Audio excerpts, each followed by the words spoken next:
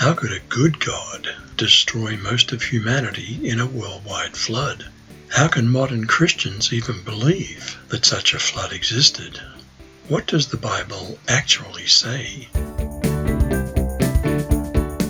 Can atheists have any basis for a statement questioning the morality of God's judgment? If there is no God, and we're just purposeless cosmic dust, then morality is just an opinion and irrelevant. Why then would a good God have chosen to end most human life in a great worldwide flood? There is an explanation. The Lord observed the extent of human wickedness on the earth, and he saw that everything they thought or imagined was consistently and totally evil. Now God saw that the earth had become corrupt and was filled with violence. God observed all this corruption in the world, for everyone on earth was corrupt.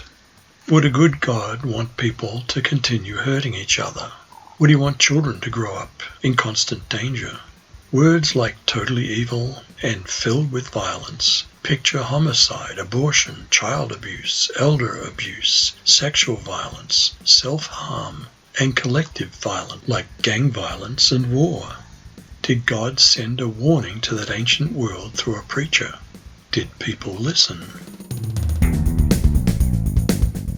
And during Noah's time, God did not have pity on the ungodly people of the world. He destroyed them with a flood, though he did save 8 people, including Noah, who preached the truth. What about innocent adults and especially children of Noah's time? We must understand that God has power over life, therefore death is only temporary, and God is perfectly just. We may not understand how or when he'll deliver justice to the innocent, but we know that he will and must. But how?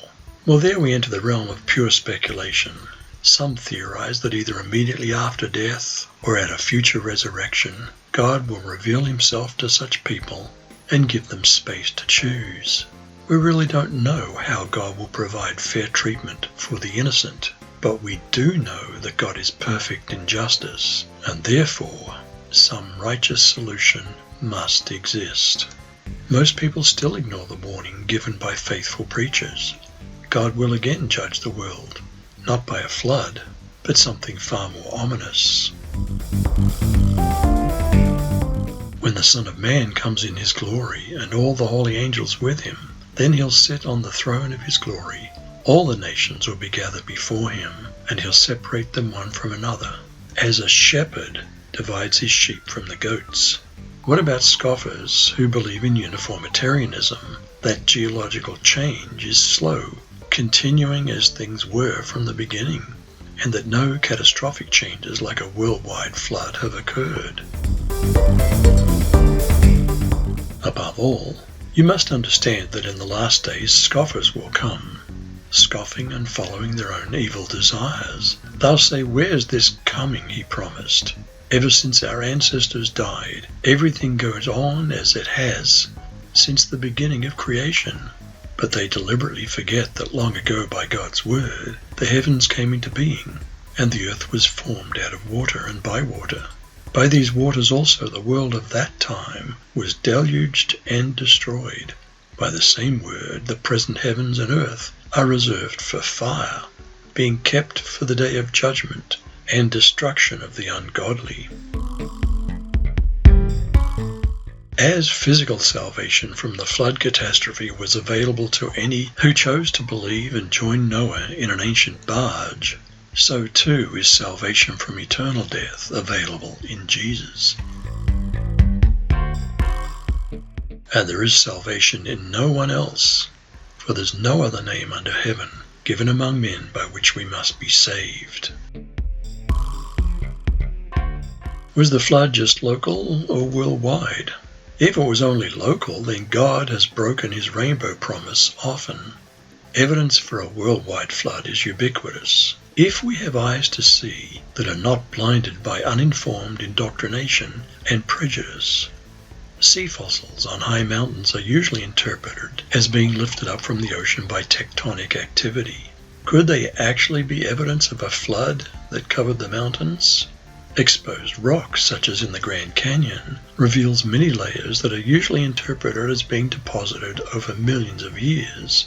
If indeed that were true, we'd expect abundant evidence of erosion between layers. Where is it? Could the lack of erosion evidence between layers actually indicate that they were laid down rapidly by a great catastrophic flood? What about sedimentary rock layers that exist over whole continents?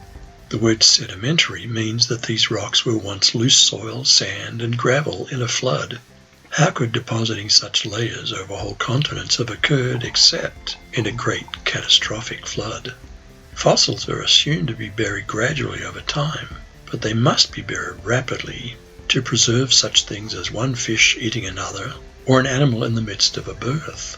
Don't widespread, rapid burial and preservation show indications of a great flood?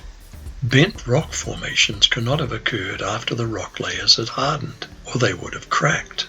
Wouldn't they have had to have been bent by geological activity while still soft, after having been deposited by floodwaters? These are just a few of many, many questions raised by those willing to examine earth science and challenge a popular view. There are some scientists who are willing to be ridiculed because they believe that geological evidence is consistent with a worldwide flood, as described in the Bible. Will you have a change of heart and mind and believe the good news of God's reign? You decide.